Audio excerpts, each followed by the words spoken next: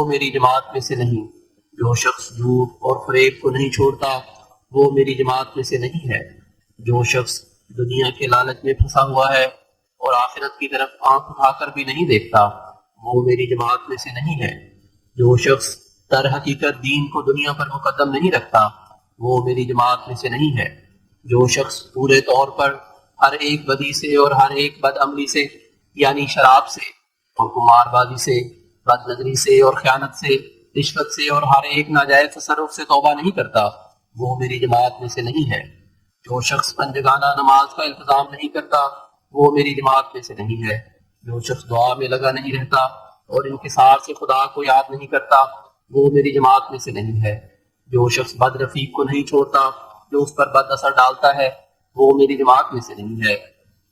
جو شخص اپنے ماں باپ کی عزت نہیں کرتا اور امور معروفہ میں جو خلاف قرآن نہیں ہے ان کی بات کو نہیں مانتا اور ان کی تعاون خدمت سے لاپرواہ ہے وہ میری جماعت میں سے نہیں ہے۔ جو شخص اپنی اہلیہ اور اس کے اقارب سے نرمی اور احسان کے ساتھ معاشرت نہیں کرتا وہ میری جماعت میں سے نہیں ہے۔ جو شخص اپنے ہمسایہ کو ادنا ادنا خیر سے بھی محروم رکھتا ہے وہ میری جماعت میں سے نہیں ہے۔ جو شخص نہیں چاہتا کہ اپنے قصوروار کا گناہ بخشے اور کینہ پرور آدمی ہے وہ میری جماعت میں سے نہیں ہے۔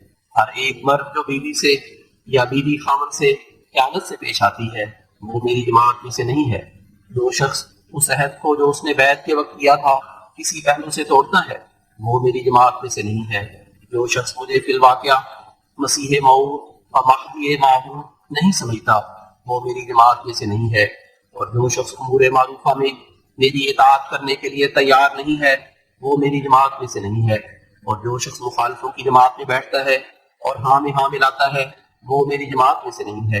ہر ایک لانی، فاسق، شرابی، خونی، چور، قمار باز، خائن، مرتشی، فاسق، ظالم، دروغگو، جعلساز اور ان کا ہم نشین اور اپنے بھائیوں اور بہنوں پر تہمتیں لگانے والا جو اپنے افعال شنیعہ سے توبہ نہیں کرتا اور خراب مجلسوں کو نہیں چھوڑتا وہ میری جماعت میں سے نہیں ہے۔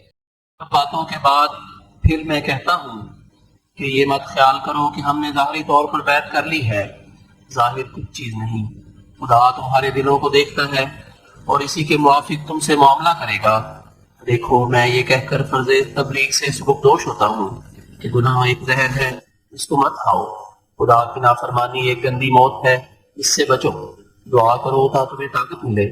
جو شخص دعا کے وقت خدا کو ہر ایک بات پر قادر نہیں سمجھتا بجز وعدہ کی مستثنیات کے وہ میری جماعت میں سے نہیں۔